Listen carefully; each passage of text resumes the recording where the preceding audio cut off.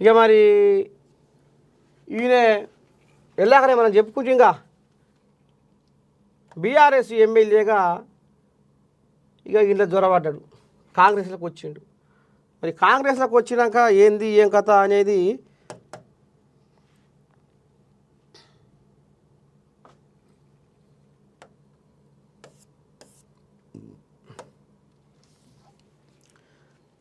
ఇప్పుడు కేసీఆర్ అంటే కడుపులో ఉన్నది కానీ బయటికి చెప్పలేక కక్కలేక మింగలేక అన్నట్టు బయట ఇక మరి కేసీఆర్ మీద జిమ్మ కొట్లాడుతున్నట్టుంది పెద్దవారికి. మొత్తానికైతే కేసీఆర్ని చూసేందుకు ప్రజలు ఆసక్తిగా ఉన్నారు. ఆయన నోటి ఆయనే అన్నాడు. ఇప్పుడు కడుపులో లేనిది కావలించుకుంటూ వస్తుంది ఆ ప్రేమ. ఆ కడుపులు ఉండాలి కదా, ఇప్పుడు ఈయన కడుపులు ఉంది కాబట్టే ఈ మాట అన్నాడు. ఏమన్నాడు? కేసీఆర్ను చూసేందుకు బొచ్చని మంది వస్తున్నారు. అంటే కేసీఆర్ అంటే ఇప్పుడు ఈయనకు ప్రేమ అభిమానము. కేసీఆర్ అంటే పరిసస్తుండు. కేసీఆర్తో మళ్ళీ దోస్తానం చేయాలనేది మళ్ళీ జిమ్మ కొట్లాడుతుంది.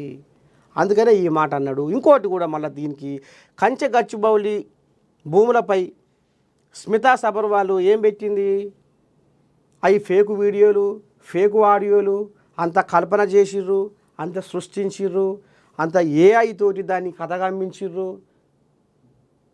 పిఆర్ఎస్ వాళ్ళు బీజేపీ వాళ్ళు ఆగం చేసిర్రు, జనాలను తప్పుదోవ పట్టించిర్రు అనేది తేడతెల్లమైంది.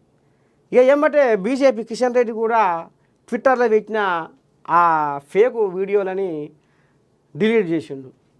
బీఆర్ఎస్ వాళ్ళు కూడా సోషల్ మీడియాలో మాయం చేసిర్రు. ఎందుకంటే మళ్ళీ మా మీద జనాలు ఇరగబడతారు ఏమో అని. అలా ఈమె మాత్రం పెట్టలే. ఈమె మాత్రం అట్నే పెట్టింది, డిలీట్ చేయలే, అట్నే పెట్టింది. ఎవరు?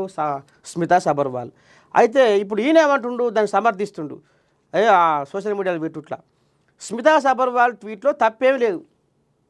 అవి ఫేక్ వీడియోలు, ఫేకు ఆడియోలు, ఫేక్ బొమ్మలు అని మరి ఈ జనం అంతా గగ్గోలు పెడుతుంటే ఆ వాస్తవాన్ని తెలుసుకొని ఇగో మన పెద్ద మనిషి కూడా ఆమెకే వంత పాడుతుండు. అంటే దీన్ని బట్టి ఏమర్థమవుతుంది అంటే కాంగ్రెస్ మీద మొత్తానికి మళ్ళీ ఏదో కథ నడుస్తుంది,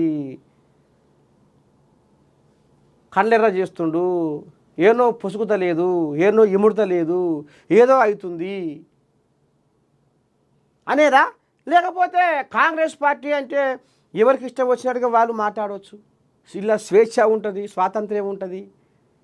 బీజేపీ బీఆర్ఎస్ అంటే ఒక్కరే మాట్లాడతారు, ఒక్కరే చెప్తారు, ఒకే సిద్ధాంతం మీద పోతుంది అంటారు. కానీ మరి ఇప్పుడు కాంగ్రెస్ వాళ్ళు కాంగ్రెస్ పార్టీలో స్వేచ్ఛ స్వాతంత్రం ఉంటుంది కాబట్టి ఎవరు ఏది మాట్లాడినా చెల్లుబాటు అవుతుంది అన్నట్టుగా మాట్లాడుతుండా దానం నాగేందరు.